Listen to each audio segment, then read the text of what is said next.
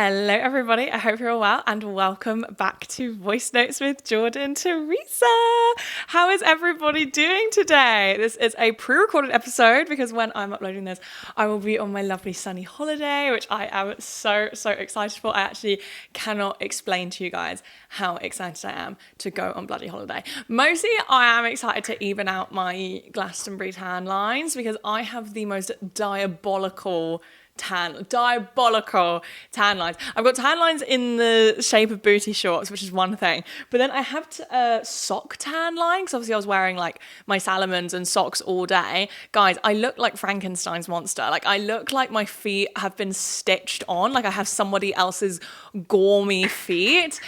Boots is raving and misbehaving as usual. I mean, I feel like it's just pure chaos in these episodes. I'm so sorry. I feel like, is it like, do you guys ever come to these episodes like, oh, I can't wait to relax and unwind, and you have to deal with my and Boots being insane? Yeah, it's actually, again, and also this is coming at you from the little UK heat wave we're having, and I will say this is the perfect kind of heat wave. It's 28 degrees. That's perfect. That's absolutely perfect. I will say temperature right now, not vibing as in like the temperature in this room, because to record these episodes I need to switch my fan off and close my windows. So it's like I've created a hot box and not even the fun kind.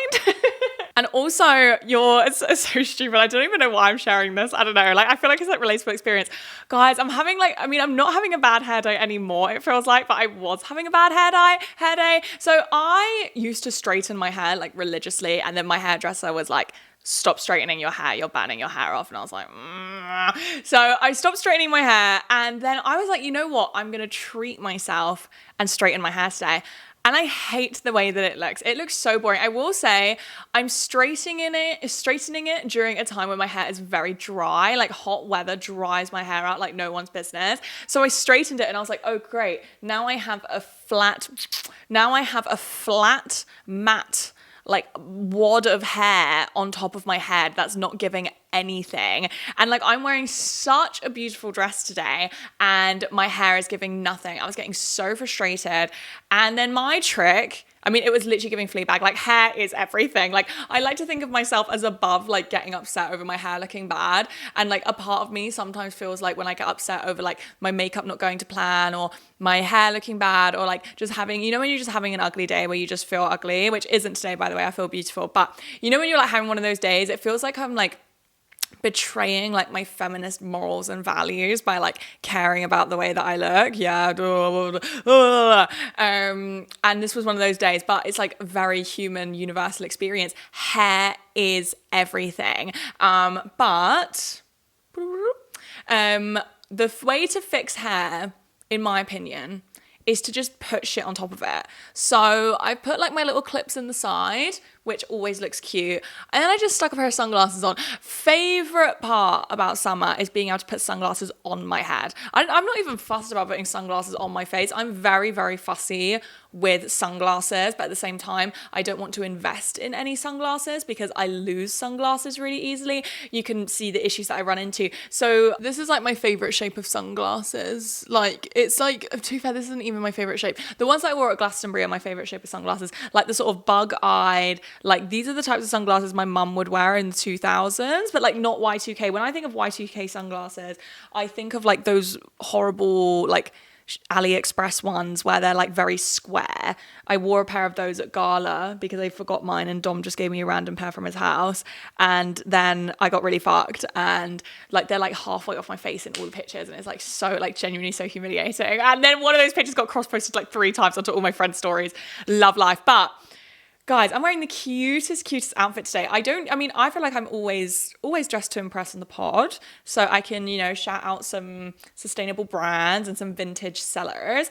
But I don't usually dress up this much because after my podcast episodes, I go straight to therapy. So, you know, I don't want to go looking too tired out. But today I'm actually filming on a Saturday. I'll tell you guys about my weekend plans in a second, but let me show you my beautiful dress.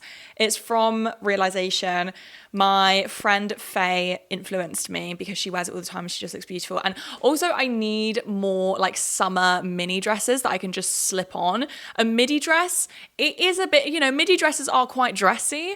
So I just wanted like a cheeky little mini one, and I'm really happy with this. I will say I was fighting for my life though, because it's the material is very soft, where like it sort of grabs to every part of your body and you can see the pants that you're wearing in it. So I put like and I'm on my period. Yeah, so I'm on my period. So I was like, okay, well, I need to wear a pad today and a tampon because it's day 2, if you know. And I was like, I can't wear a thong. So I have had to like find a pair of underwear that's like invisible, but I can also put a pad in. Like I was fighting for my life this morning, but I managed. But also wearing a mini dress on the pod feels a bit risque, guys. But this weekend's plan, having a chilled one because I'm off on holiday in a few days. But for lunch, I'm going to the Plimsoll in Finsbury Park. I've been to the Plimsoll before. I went to the Plimsoll on a date like back in the winter time.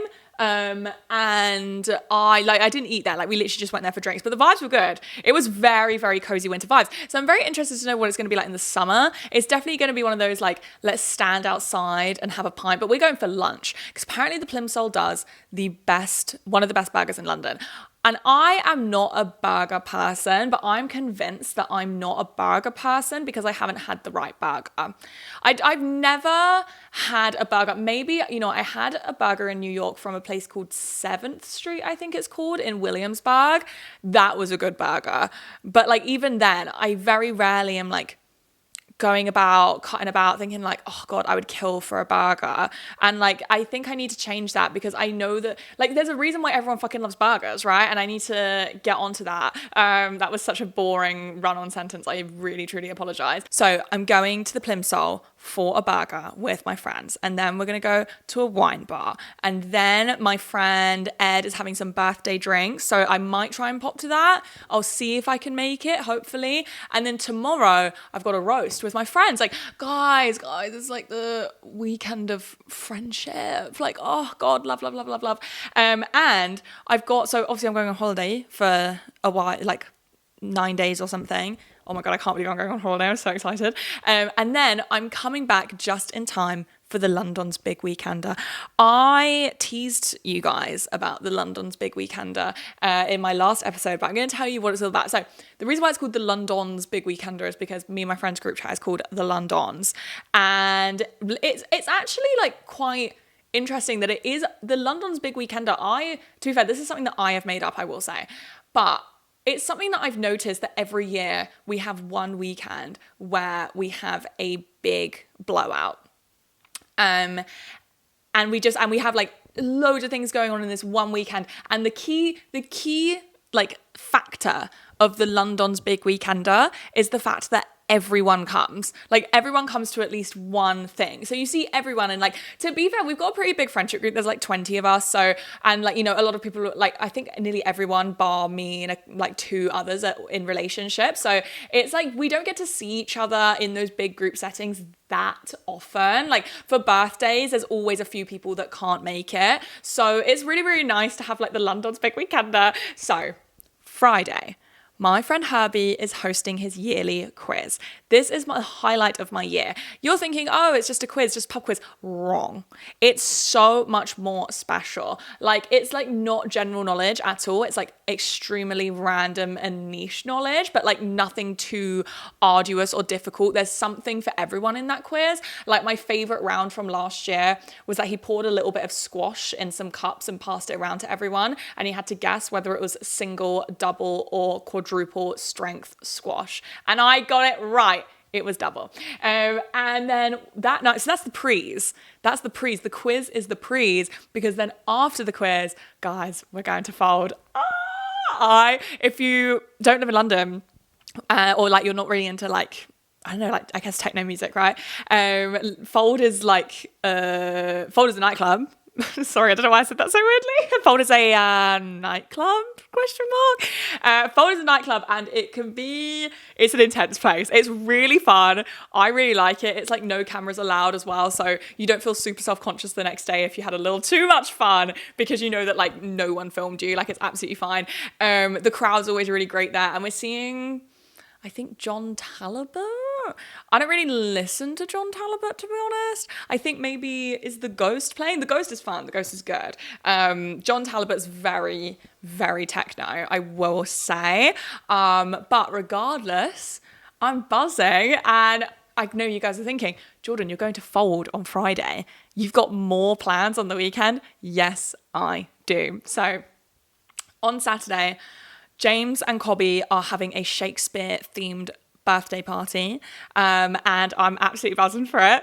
I will say my costume is one of those ones where it's like a very loose theme, where you don't necessarily have to dress as something Shakespeare. You can just dress as something like vaguely medieval or old-timey or like bardcore. So my outfit is I'm going to wear a dress, and then like just like a little mini dress, and I'm going to make, guys, a cone princess hat. This is more for myself than for the party, to be honest. I feel like making a cone princess hat is going to be so healing for my inner child. And you know, I never say shit like that. I never say shit like that because I always feel like this whole concept of healing your inner child is like so deeply tied to consumerism. But I do think that making a princess hat is not super consumerism core. It's actually so touching and beautiful. So I am gonna probably make a TikTok about it. I've been yapping over on my TikTok, by the way, and I want to tease this to you guys because I want to get a gauge on how you're feeling about this. So you guys all know here, I fucking love doing voice notes. I love doing voice notes. This podcast is easily my favorite part of my job. So if you are listening and you aren't following me on Spotify or you aren't subscribed over on YouTube, make sure you follow me, make sure you click the subscribe so you get, you know when I've uploaded all my episodes and that good stuff. I love doing this so much, and it's made me so happy how well it's gone down with everyone. I think something that's really stood out to me about this podcast, and like, this isn't me trying to compare to my main channel or anything, because obviously my main channel, is my baby, and it was the first thing that I like gained any success on, and I'll always love it. But there's something about voice notes that's just a bit different, and I think the reason why it feels different is because there is such a community vibe over here.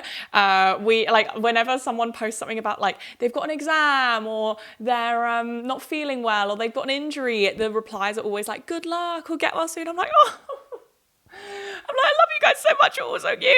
And yeah, so basically, I am in the works right now. It's probably going to be launched at the end of August, like mid to end of August.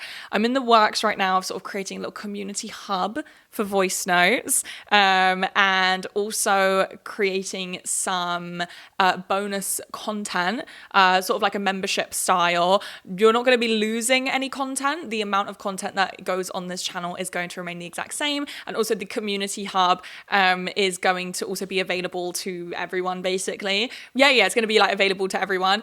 The sort of like community hub vibe that I'm going for. But yes, I'm working on some bonus sort of content on like a membership scheme kind of vibe. I'm really excited because I love doing this podcast so much, and luckily this podcast is already monetized. Like, I get AdSense. I did an ad in my last episode, but one of my absolute priorities is to get this podcast properly up and running, and like, properly monetized does not sound like the right word, but monetize it as much as I can, not to a point where it affects the quality of the episodes or the work, because the more I monetize this podcast, the more I can reinvest into the episodes and reinvest into this like space in this channel, and I'm just so proud of it, and like I just love doing it so much.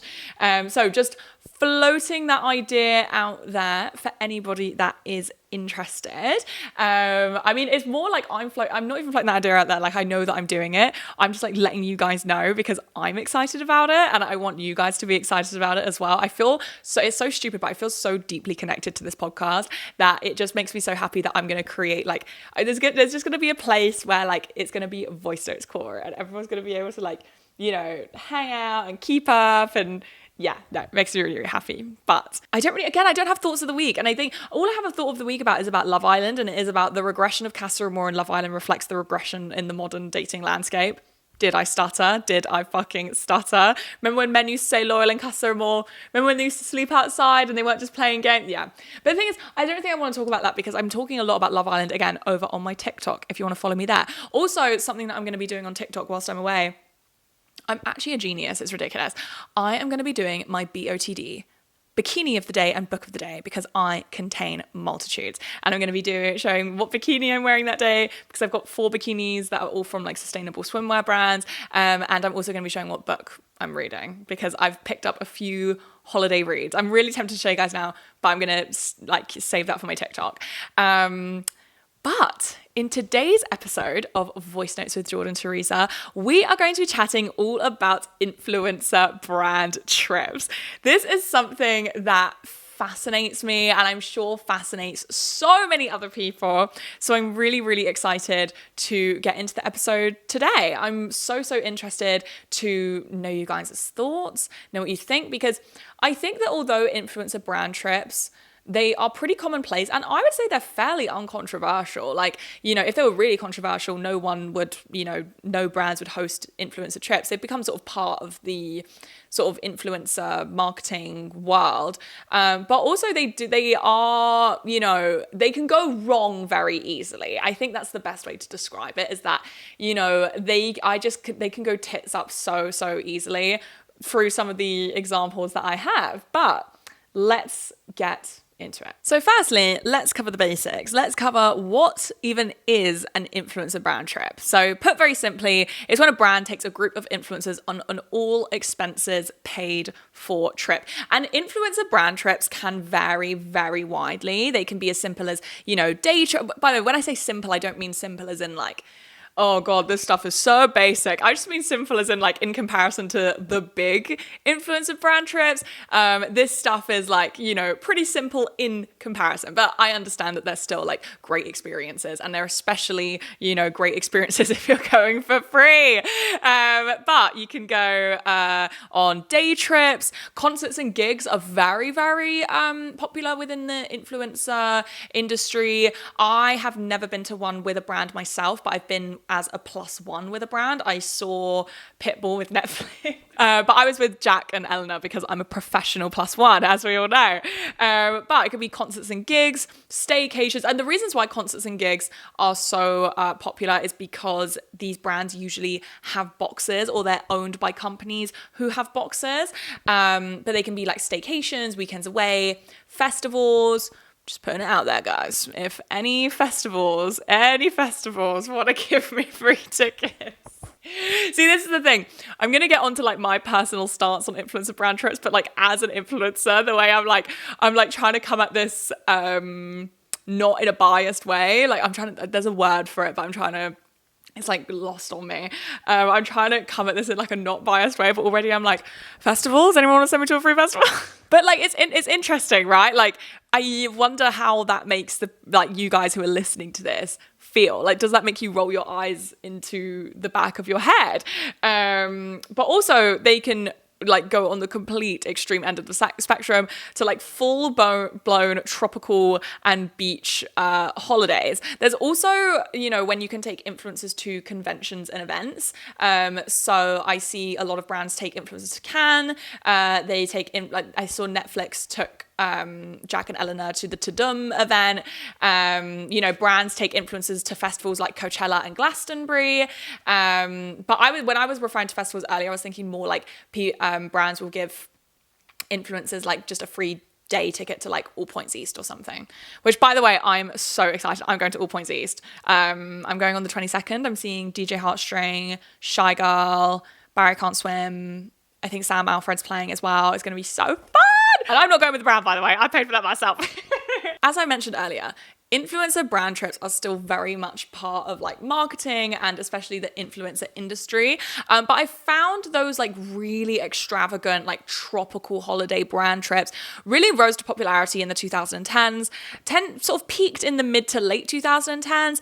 And again, they're still a very popular form of marketing, but they are nowhere near at the popularity, at least in my opinion. I would like to say this is very biased. This is just from like this is just like anecdotal, like from my eyes, what I see is that I don't think they're anywhere near like the popularity that they once were. And the most infamous brand trips, at least in my sphere, were brand trips by beauty brands.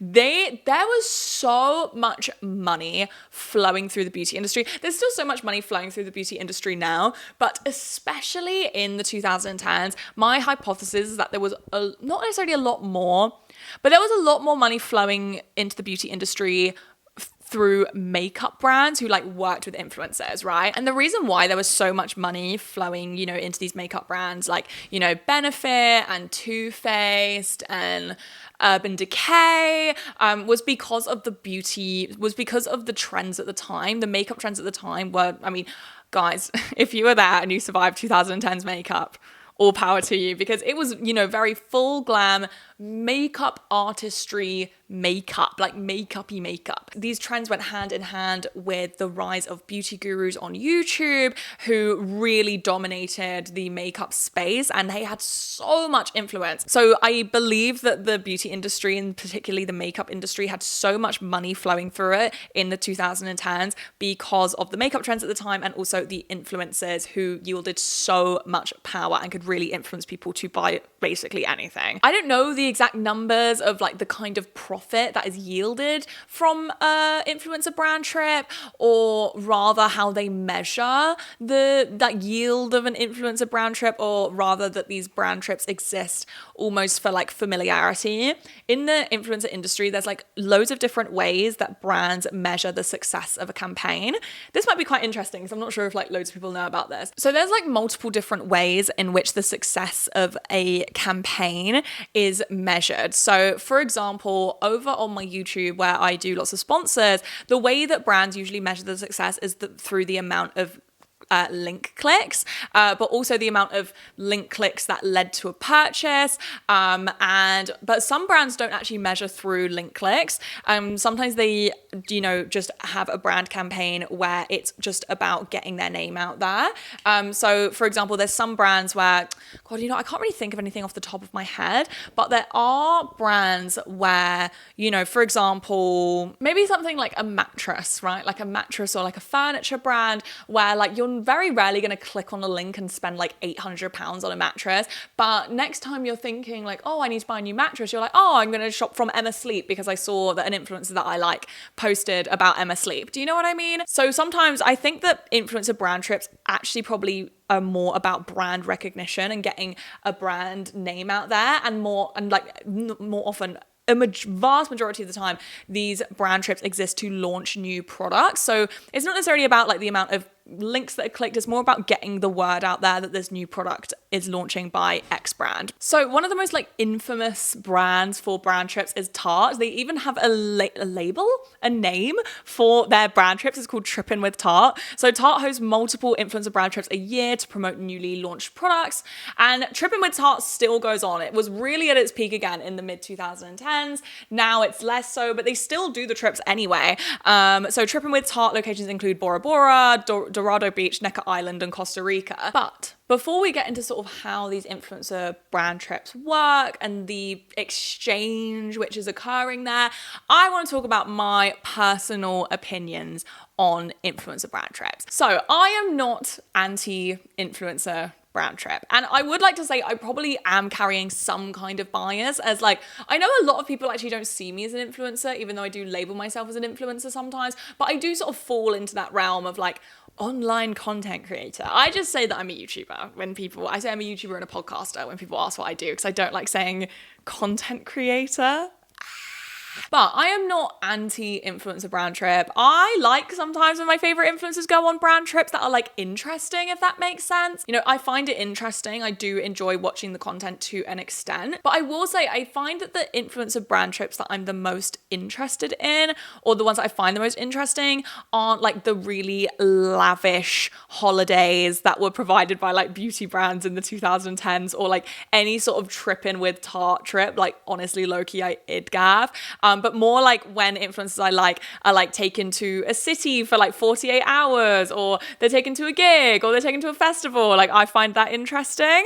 And it's like content that I enjoy, and that's the exchange that's at play, right? Like they get a free ticket or they get a free trip, they provide content, the audience, us, then watches the content and enjoys it and then knows more about the brand. It sort of increases the brand recognition. Now, these trips, I assume, are planned fairly far in advance. I can imagine at least 4 to 6 months in advance. And these brand trips, they can definitely backfire during times of political or world unrest. And we are going to circle back because this does relate to a tripping with Tarte controversy. But also, I do have mixed feelings about influencer brand trips from working for a beauty brand.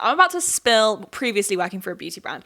I'm about to spill a little bit of tea about my old work life. I used to be so apprehensive about like naming the brand because I was worried in case they would like hit me with a fucking cease and desist or something. But like, I mean, to be fair, I'm really testing my luck by saying this, right? But I'm sure it'll be fine. I'm sure it will be fine. But so I'm not sure how many of us know this here, but I used to be a beautician before I did YouTube full time. I was a beautician for like nearly 3 years, and I was a beautician at Benefit Cosmetics. If you haven't heard of, I'm sure you heard of Benefit. They're a very well-known, famous makeup brand. I started out there as a beauty advisor, and then they trained me up to be a beautician. So I used to do all the waxing there. I used to do the facial waxing, eyebrows, eyelash tinting, and then also the body waxing as well.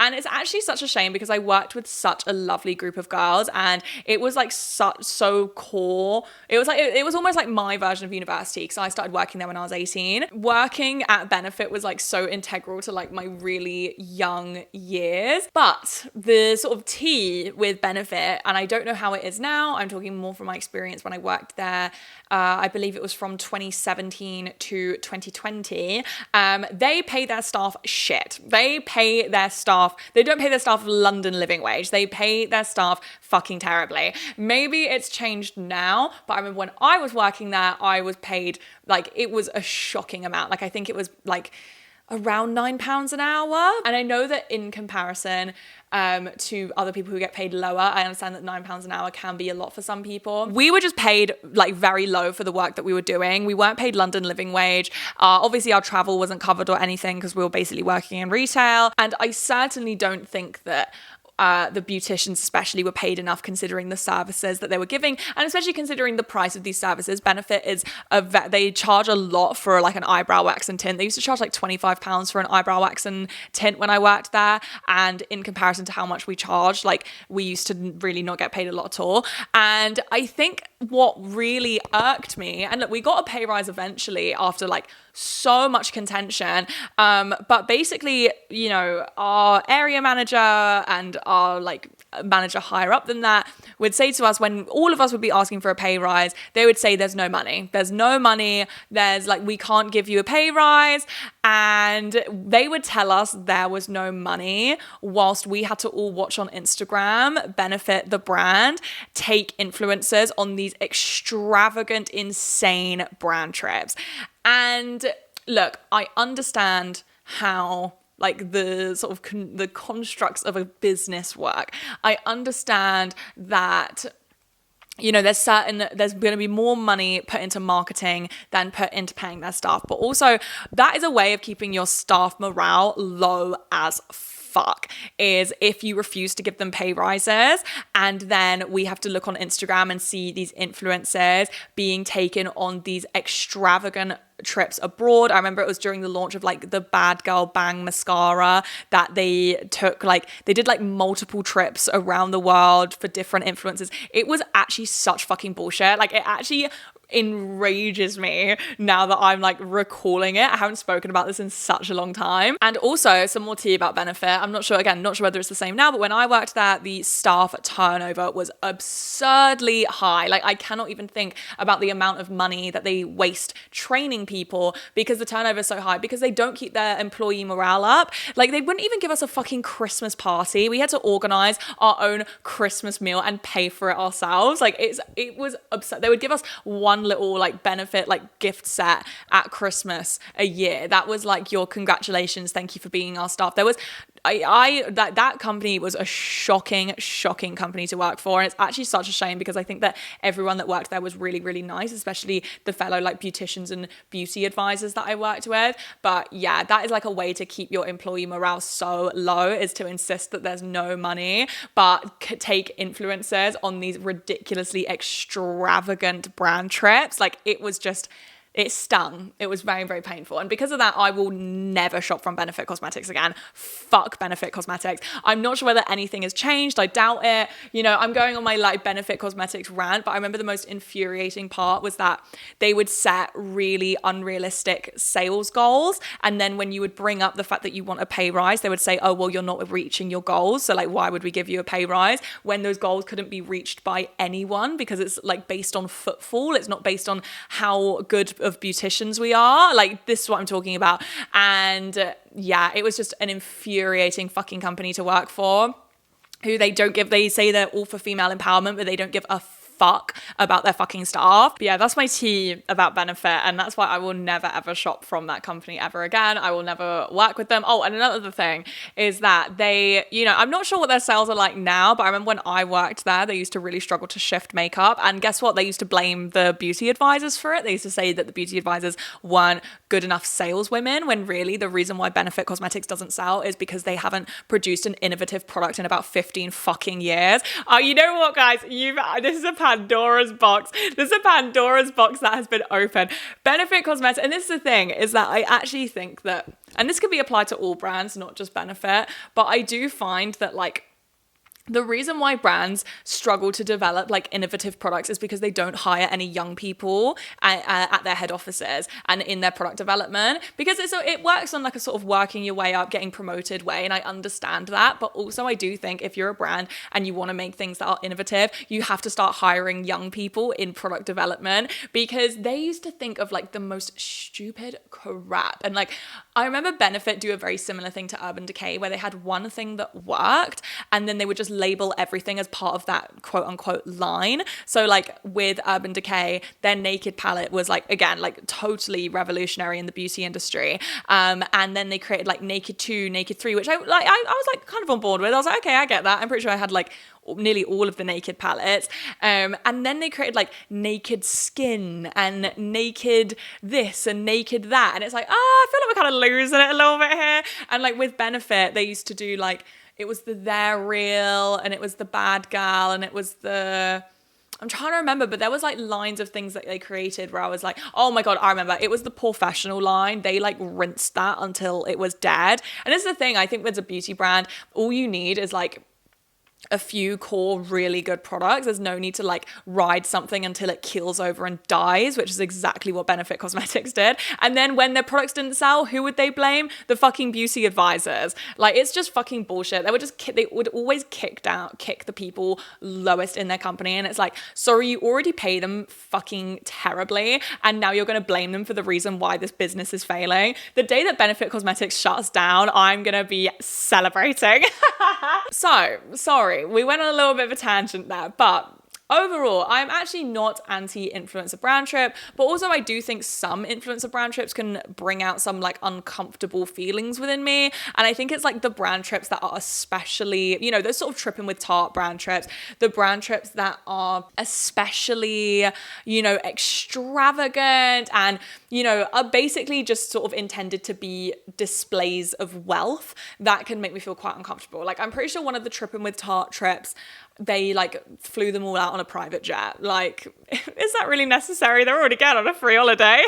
So how do brand trips work? So brand trips are technically all expenses paid for, but the influencer is there working, which can feel silly to say because, you know, it doesn't feel like work. And to be fair, a lot of influencers will agree and say that it doesn't, they're aware that it's not proper work, but in the technical sense, it is work. You know, they are on this trip in exchange for content from the influencer. So they're technically not going for free. They're going there to work. The exchange is the content. So it can be things like Instagram stories, TikToks, Instagram grid posts and / or reels, YouTube shorts and / or vlogs.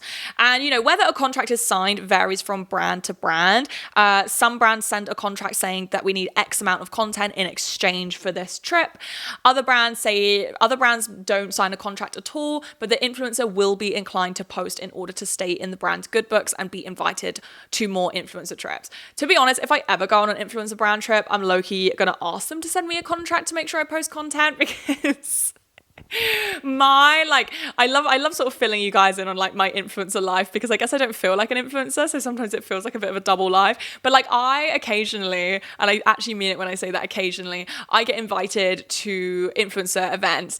And what was the last one I got invited to? I got invited to watch the premiere of, I think it was like the second season of The Last of Us by PlayStation. I bloody love the girl that works for PlayStation, by the way. Her name's Millicent. Love you, Diva, if you're listening. And I've been invited to a lot of stuff by PlayStation. And the thing is that I never post about it. Like I always forget. And then by the time it's been like too long, so then I don't post at all. And that's why I don't get invited to things.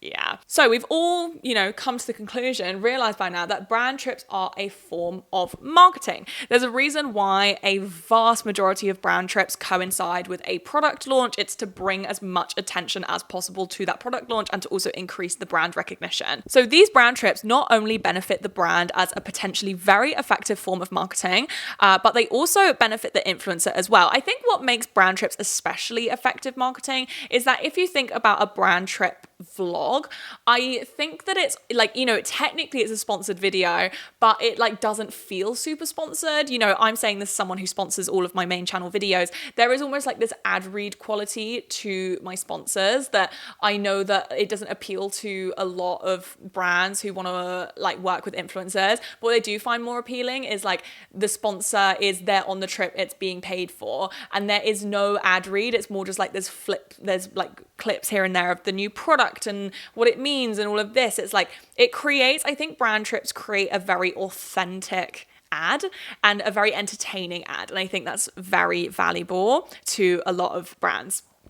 But not only do brand trips benefit the brand as a potentially very effective form of marketing, but they also benefit the influencer as well. Not only do they potentially get to go on a really amazing, all expenses paid for holiday, but there is a lot of potential growth to be had from these trips, not only from being promoted by the brand taking you, but by also collaborating with other influencers on the trip. And I'm sure something which really strikes us about all of these really lavish and extravagant influencer trips is how expensive it all must be. Like, how are they affording to take like 20 influencers to Bora Bora? How are they affording to do it? And the thing is, they're not just taking them on the trip, they're supplying them with goodie bags and a full itinerary of fun activities. How are the brands affording to do this? Well, the long and short of it is everything has been gifted, basically. So the hotel stay, the goodie bags, the activities, the alcohol, everything has been gifted by these brands in exchange for content. So the hotel would have gifted the stay in exchange for content from the influencers. The activities brand would have gifted their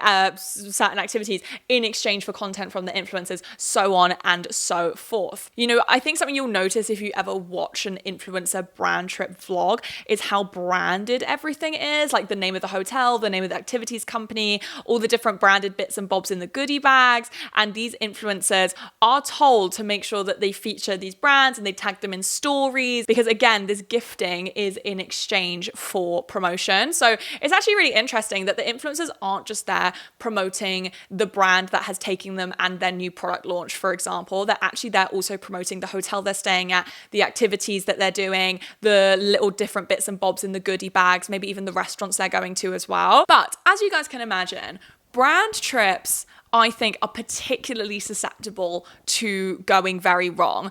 I have 3 case studies, which is the 2019 Dote controversy, the 2023 Shein factory tour trip, and most recently the 2024 tripping with Tarte. I believe it was to Bora Bora. Tarte are always at the scene of the crime. I do not fuck with Tarte Cosmetics at all. After their, the Shape Tape Foundation shade range, which I am convinced was outrage marketing. I'm so convinced they did that on purpose, because who in their right mind would look at that shade range and be like, yeah, that's good.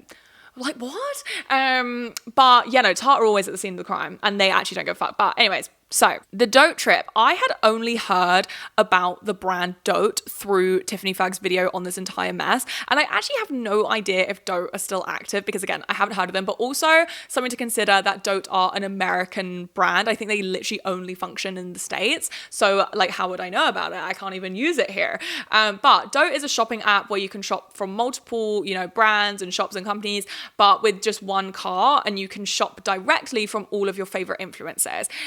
So Dote were actually, it seems that they were less famously known for their app and more famously known for the trips that they used to host. They would host very popular influencer trips with the most popular, quirky American vloggers. So this was back in 2017. So this was when they used to take Emma Chamberlain on Dote trips, and Emma Chamberlain, this was when she was in her quirky vlogging era in 2017. But it was used to take Summer McKeen as well. I didn't know a lot of the influencers that are taken on these trips, but I will say it seems to be a certain sort of quirky vlogger group of 2017 YouTube vloggers. But anyway, so the entire purpose of these trips were to create content, take photos, and promote Dote. So already before this controversy, audiences began to notice that these trips were very white. These brand trips were a vast majority white influencers. And so in response, Dote began inviting more influencers of color. So Dote would take influencers to Coachella every year, and this was nicknamed Dotechella. And in 2019, Dote took a group of influencers to Coachella, and they rented out this big house to host them all. Audiences noticed that not only were the white influencers and the influencers of color housed apart from each other, they were all in the same house, but they were housed, I believe, on other ends of the house from each other. But the white influencers were given this is actually so shocking, the superior rooms. They had double beds, they had these double bunk beds, they were given actual bedrooms. Meanwhile, the influencers of color were all placed in this vast living room space. It looked like a liminal space. It was just a massive room, and they were put on sofas which were converted into beds. I'm not even sure if they were actual sofa beds. They were just sofas with a mattress jammed inside. These influencers were segregated based on their race. It is so shocking that this happened, because this was not on my radar. I didn't hear about this because again, I think it was because it was to do with the brand Dote, which I had never heard of. It was taking place in the States. It wasn't until I think a couple years after where I started watching Tiffany's videos that I found out about this, and I actually could not believe my fucking ears. So not only were the white influencers and the influencers of color grouped apart in their accommodation, sort of implying that, oh, you guys are all people of color, you'll get along, but also they housed them in basically shitty, honestly very creepy accommodation. It was not glamorous at all. Meanwhile, the white influencers all got the glamorous bunk beds and the double beds, and this is just shocking. It's absolutely shocking. So this situation is where you really see where the problems with influencer brand trips can arise.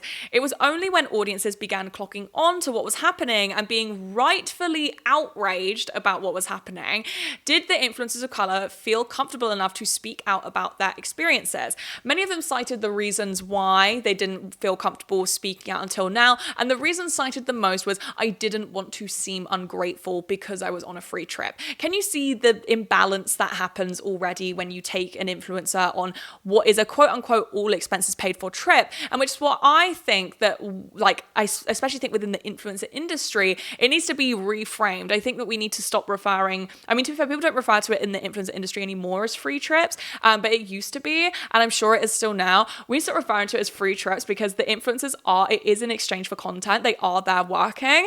Therefore, even if they were taken on a free trip, out of the kindness of these brands' hearts, they should be able to feel comfortable enough to speak out when instances like racism happen. Many of them cited that the reason why it took them so long to speak out was because they didn't want to seem ungrateful. Just to reiterate that again, despite the fact that there is an exchange of labor occurring, the power imbalance between brands and the influencer, especially if that influencer is an influencer of color, and maybe if they're a smaller influencer as well, can be so great that influencers don't feel comfortable to speak out when something goes wrong or makes them feel uncomfortable, or instances of bigotry happen on these trips, especially because these trips, they are just organized by like marketing girlies. They're organized by people who have their own internalized biases, and there doesn't seem to be any systems in place that can stop occurrences of, for example, racism happening on these trips. There doesn't seem to be a lot of safeguarding when it comes to these trips. Next is the Shein factory trip. I actually think this may be the most infamous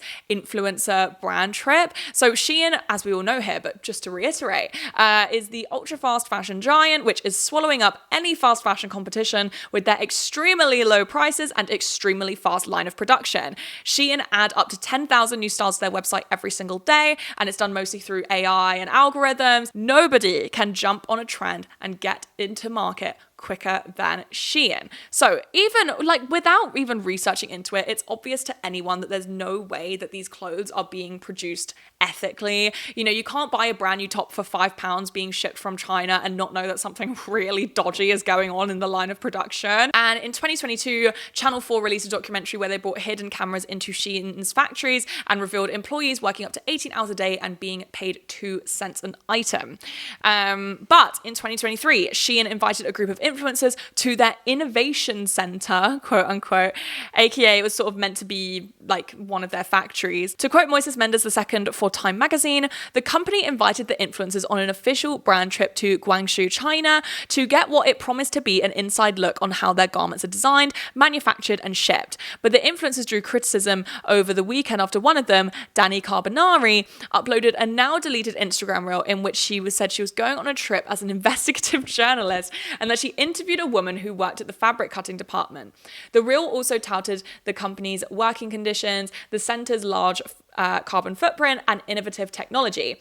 Carbonari, who has over 297,000 followers on TikTok, where she normally shares fashion and makeup content, came under fire for inaccurately representing herself as a journalist and for taking the company's public relations messages at face value. So this trip obviously went down like a lead balloon. It was like, it was almost heartwarming in a way to actually see the internet come together against fast fashion.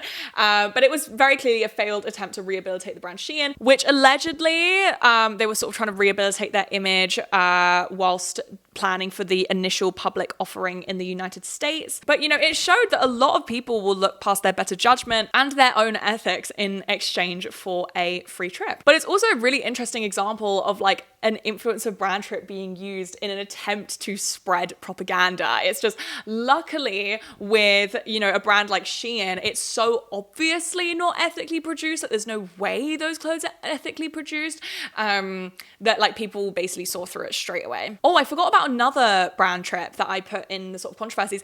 This is probably a very recent one. I remember this very clearly. It was to do with a brand called Pink Honey. If you haven't heard of Pink Honey, they are a British beauty brand and they are very famous for, they did their sort of brow honey glue when everyone was gluing their eyebrows down and looked absolutely redonkulous. Guys, I'm trying to single-handedly bring back the word redonkulous, but they had a real controversy with their brand trips because, again, this relates to racism. They hosted like a staycation and the influencers they chose, the lack of diversity was actually palpable. There was a complete lack of diversity. They were all white, thin, and female creators. And another controversial brand trip was a 2024 Trippin' with Tarte, where Tarte took a group of influencers to Bora Bora. The trip was full of all the luxuries and it just didn't sit right with people, especially this TikTok of all these influencers lip syncing to Glamorous by Fergie whilst on their way to Bora Bora in a private jet. One of the lyrics being, "If you ain't got no money, take your broke ass home." Oh,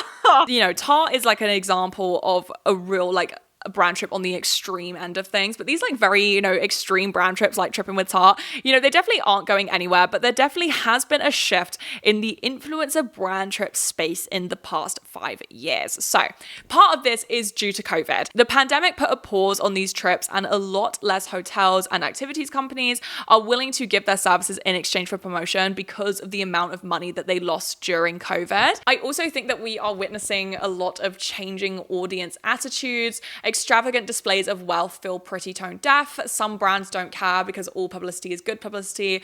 Tart would know this. But in my humble opinion, seeing influencers go on those really, really extravagant trips, like, the Tripping with Tart, I find it kind of boring. The only extravagant brand trips I enjoy watching is when the influencers are going to like do something, like if they're going to like Cannes, or if they're going to, like, I liked watching all my friends be at Tadam. But something very interesting is that with these shifting attitudes, the influencer brand trip is now evolving. There has been the rise of community trips where, rather than inviting influencers with large followings, some brands have opted to invite their customers and members of their community. To quote Lorenzo Salomone for NSS Magazine, over the past year, as reported by BOF, several brands, mostly young ones, have taken notice and begun to develop a new trend, community trips, which trips are organized and offered to customers and members of their community, turning a simple clientele into a kind of private club that, instead of just offering campaign photos, provides a full hospitality experience. Rather than offering aspirational content, a new branch of marketing is tentatively emerging and seeks to fulfill customer aspirations.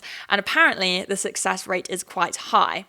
Community trips not only mitigate potential negative feedback, but they also create more empathetic connections between brands and their consumer base.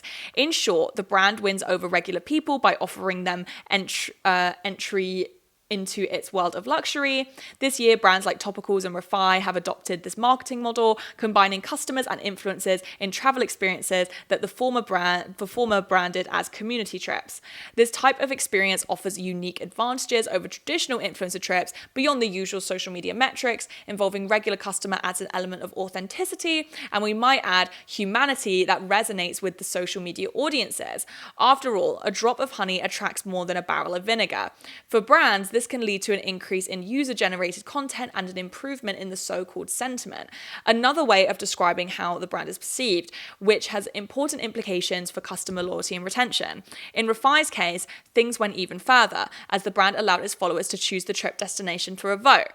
Another company, Avoskin, collaborated with Nomanda Club, an agency that organizes women-only trips to Indonesia, to combine branding and organized travel. I think this is really lovely, and I think it was Refi who mixed customers and influencers, because at first when I read this, I was like, oh, this is great, like I absolutely love this, but is it effective marketing? But I think combining influencers and customers, you get that perfect balance. I think that's such a shout, and I think with a brand, I think one of the most important things about owning a brand is making your customers feel like they're wanted there, and making your customers feel valued. I think something that I have noticed within the fashion space is I think that some brands they care about having a cool girl image so much that they can isolate their customer base, in my opinion. There are some brands that I actually want to shop from less, because I find that they only post a certain type of influencer or certain type of person onto their social medias, and it makes me feel like I can't really shop from there because I don't feel cool enough, or I don't feel this, or I don't feel that. But yeah, sorry, oh my God, I've been yapping like crazy today, but I hope you guys enjoyed this episode. I really enjoyed making it, and I would love to know you guys' thoughts, because I can imagine that I absolutely have some blind spots as someone who is sort of in this industry. There's definitely going to be some sort of like internalized biases going on, but I hope you guys enjoyed this episode, and I'm going to go and enjoy the sun. I hope anybody who's in a sunny climate right now is enjoying the sun as well, and I will see you guys next week for another episode. Bye.